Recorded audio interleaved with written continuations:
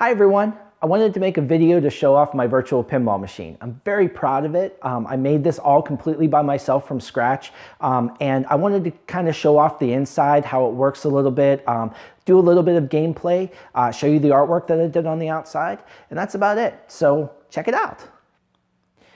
Okay, so now let me show you how this thing kind of works. So this is the back of it. You can see I have this little latch right here. This latch holds the back door from falling. I also have a latch on the inside, but it wasn't powerful enough, so I had to add this one. So this folds down, and then you can see the fans. The fans blow straight forward, and it comes out the front. So this is the computer and all of the electronics that run it. I built this so this drawer here was perfectly flat, but as I was putting everything together, I mounted this in there, I had all the electronics, I realized that the pinball machine itself was at an improper angle. It wasn't like the play field wasn't at the angle that a normal pinball machine is. So I had to actually bring the legs up in the back and the legs down in the front. And by doing that, I made this table also at an angle. So now it tries really hard to slide back into the case. So I have to put a clamp on it in order to stop it from moving. So basically the way this works is I ended up upgrading to an SSD. That's what this is here. It's a regular computer. This is a GTX 760 video card, and it actually has three monitors coming out of it. It has the playfield monitor, which is right here. Then it has the back monitor, which is right here. And then it has the little DMD type screen, which is right here. All of that just runs off of a regular PC type computer. I believe I have an AMD chip. I don't remember the model number of it. Then I have a regular power supply to run everything. Over here, this is a 24 volt power supply. That powers all of the contactors that are on the inside. The contactors are the part that makes it feel like the pinball machine is moving. Like in a normal pinball machine, whenever the solenoids would go off, it would actually make it jiggle a little bit. That's what this does essentially. Okay, so this is another view of it. So this is just moved over to the left-hand side so I can show you some of the other electronics. Okay, so right here we have the amplifier. The amplifier runs the speakers for the whole system. I'm not going to ever be able to get a good shot of this, not because of the lighting and everything, but back here you can see all of these pink connectors with yellow wires coming out of them. That is the controller for all of the lights in the entire system, basically. Also, you really have to look closely, but right where I'm pointing, this little piece of electronics there, that board that's exposed, so that's the input board and the output board that controls all of the buttons that are being pressed on the machine and all of the lights that are being flashed on the machine. Anytime you press a button on the machine, it works kind of like a keyboard press, and it gets translated and sent over to the computer as if it was a keyboard. So that actually plugs in to one of these two USB ports right there. It just basically thinks that it's a keyboard, which is pretty cool. So that's pretty much how the main electronics of this whole thing work. I know it's just a big jumble of wires. It looks like a rat's nest basically. I had it organized many times so it looked absolutely perfect, but I've had to redo it for a bunch of different reasons, and basically at this point I'm just letting it go. For how many more times I'm probably going to have to change things, it would just be a waste of time for me to make it look pretty again. Okay, so now I'm going to show you all of the buttons that exist on this machine. You actually can't see the right side of this. You can only see the left side, but the right side mirrors the left side in terms of buttons. So you'll see on the side here, there are three buttons. There's the white button, the red button, and the yellow button. The white button is the normal, like how every pinball machine that exists basically, that's the normal button that you press to make the flippers go. Some pinball machines, very rarely, but sometimes, have a second set of flippers, and if they do, that's when the red button is used. Sometimes the pinball machines only have a red button on one side or the other. Sometimes they have them on both. So just as like a precaution, I put a button on each side so we could theoretically play any pinball game. And then finally we have the yellow buttons. There are ways that you can nudge, physically nudge the pinball machine like a real pinball machine, and it be like red with an accelerometer or something, so you can mimic nudging. But because that's like really complicated and very, very buggy, let's say, there's almost no chance of me getting that working. And besides, like even when I play real pinball machines, I rarely use nudge. So I simulated nudges by any yellow button that you see. So there's a yellow button on this side, which would be the equivalent of me hitting the pinball machine on this side. There's one on the other side, and then there's also this one right here, the yellow button. It works as both the coin and the nudge button. So if you were like doing a hit forward with the pinball machine, you can hit just the normal yellow button and it would work. Over on the other side, we have a button for launch. That's this here. That's equivalent of like, you know, pulling back the little plunger and letting it go. Some pinball machines just have a button to launch the ball, but you can hold it down. So if it is simulating the pull, the longer you hold it down, the further it pulls back the plunger, and then you can let it go and do skill shots with it. Some games allow you to purchase extra balls by putting in coins, which is what that button is for. And then over here we have start the game, exit. These are more just like controls for the interface to select the different pinball machines. But some games actually require you to hit a start button. And then finally, like I was saying before, this works as both adding a coin to the machine and nudging it. I tried to set up every pinball game that I have on here to free play, but some of the older games never had an option to set up free play, so you still have to technically add coins to it in order for it to even play in the first place. So that's how all the buttons work. The only other thing that's a little bit different, and I do have some extra buttons, is if you open up the coin door, it's kind of probably hard to see from here. No, you can. There are these 4 buttons right here, boom, boom, boom, boom. Those are to change the settings in the actual pinball machines. So like if you open up a real pinball machine, most of them have those kinds of service buttons on the inside right off of the door. So all those buttons actually do things as well. All right, the only other buttons that exist is underneath the front corner, underneath there, there is a button to press to turn everything on. So a standard pinball machine, there's a flip switch that you would reach under, and that's how you would turn the pinball machine on and off. That's why I put the power button there. There's also a reset button for the PC hidden in the back on the bottom, and it's just there for basically a hard reset of the computer if that's necessary. Okay, so now I'm gonna start it up. It has to do a whole bunch of things before it can start up. You can see there's 3 different monitors turning on as we speak. You can kind of almost make out on the one monitor the Windows loading icons coming up. So for a couple seconds it's going to say no signal and it's going to yell at me and stuff, but Windows will come up. There's some Zelda things I put in there to load, and then it's doing a bunch of diagnostic tests right now. You can actually see the cursor on the screen.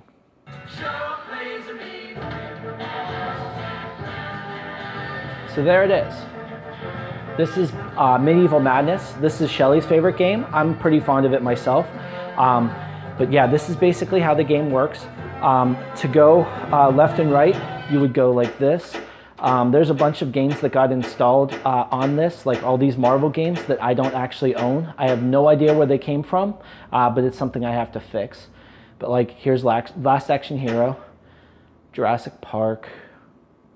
Takes a little while for it to load because it is pretty complicated.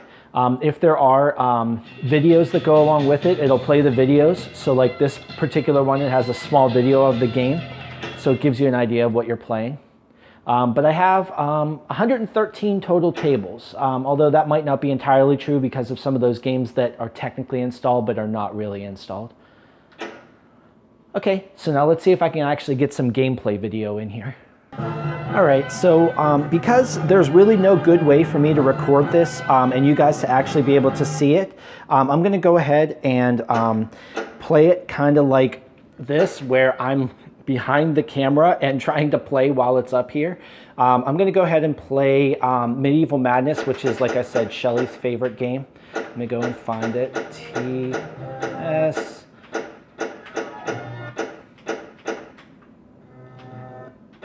Simpsons Pinball Party is a really fun one too. That's another one of my favorites. Maybe I can play that on a different day.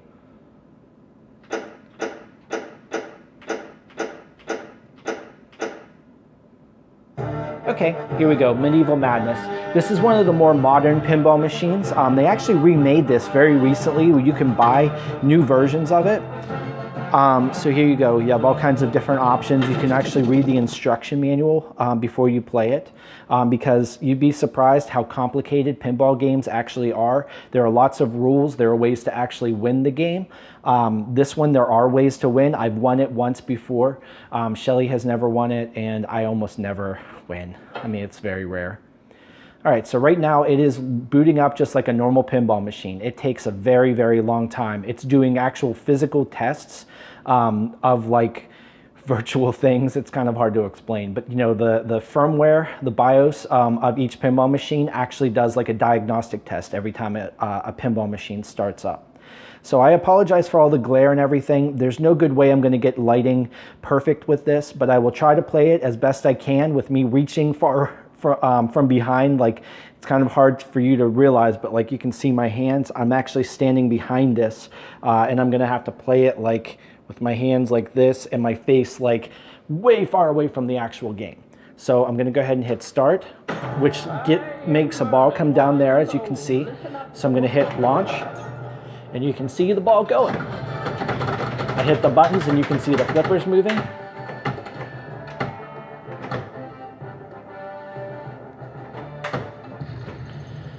So you want to get this gate down. If you can do that, So having control of the ball is the most important thing in pinball. All of the controls are very loose right now. I have an experimental beta version of virtual pinball on this computer. Oh crap, now I have to hit these trolls.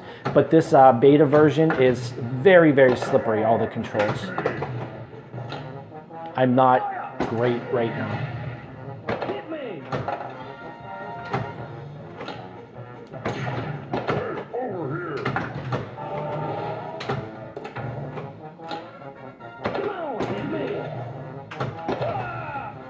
All right, so I hit my first troll.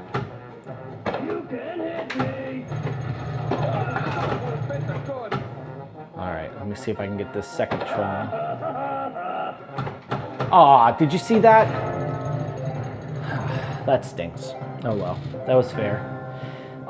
Getting used to the controls after they change is very challenging. Like, every pinball machine basically works the same way no matter what. But when you change the controls ever so slightly, it really affects your gameplay. So if you hear that like clicking noise, that clicking noise is a physical movement that's happening with those contactors I was talking about. So there, I actually just destroyed the castle. The contactors are physical things that turn on and off and make the game physically move just a little bit, but it feels like an actual real pinball machine because of that. All right, I should get multi-ball now. Actually, I don't think it realized the ball went in there. It's gonna do I can't remember what it's called, but it's going to try to make the ball come out of every possible opening. Yeah, there we go. See, it's doing that now. You can see there's the ball. I mean, it actually works very much like a real pinball machine, and that's how a real pinball machine works. If a ball is lost, it tries to find it as best it can. Nope. I am not used to these physics. I should have rolled back to the other version of this that I am familiar with, because I am actually pretty good at pinball. See, like that right there is what normally happens when I do this. So every time you open up the gates, and you destroy the castle, the next time you do it, you have to hit twice as many times. So it took me one time to make the first gate come down last time, now it takes two. Now it took one time for the gate to come down, like the second gate to come down last time, now it takes two, just like that. Oh.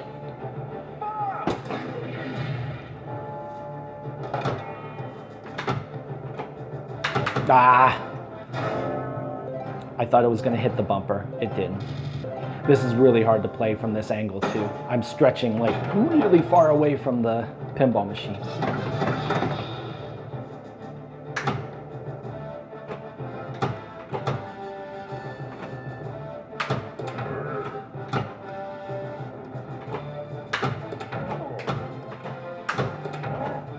I am not able to get into there.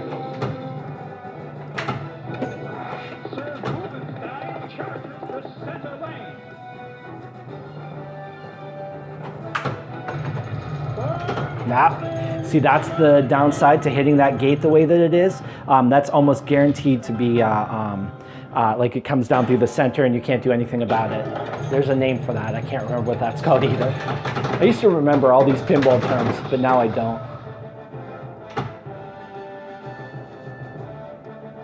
All right. Now I have the ball under control. And I can just go right in. Destroy the castle a second time.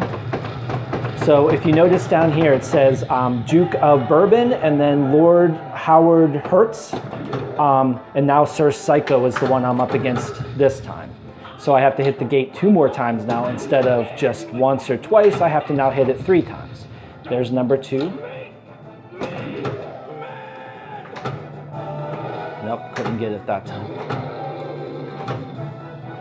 Can't get the ball under control. There's number 3. So now I have to get that gate down. It's going to take 3 hits to get that down as well. See, theoretically, I know there's a little bit of randomness to it, but that should more or less roll the exact same way every time.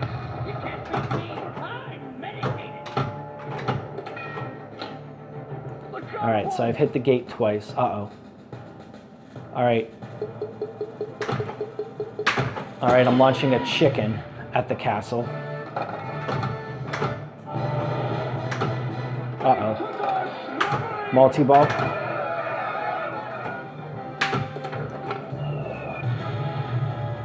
Ball 2 locked. Okay, it's getting close to multi-ball now. And if I do get a multi-ball, it's going to be like a whole bunch of different games at the same time, which is extra difficult in this. All right, I destroyed my 3rd castle. So now Sir Psycho, as you can see right here, is going to be lit up solid, and then I'm going to be going after another one. After I destroy all of the castles, then I have the ability to defeat the dragon. And if I defeat the dragon, which you can see that red dragon right there, you have to do a couple things to defeat it, then I beat the game.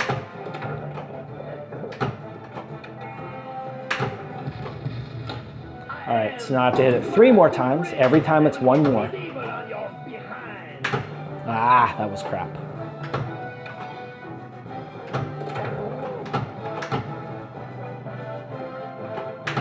Nope. Ah, waited too long. Oh, it worked anyways. 2 more times.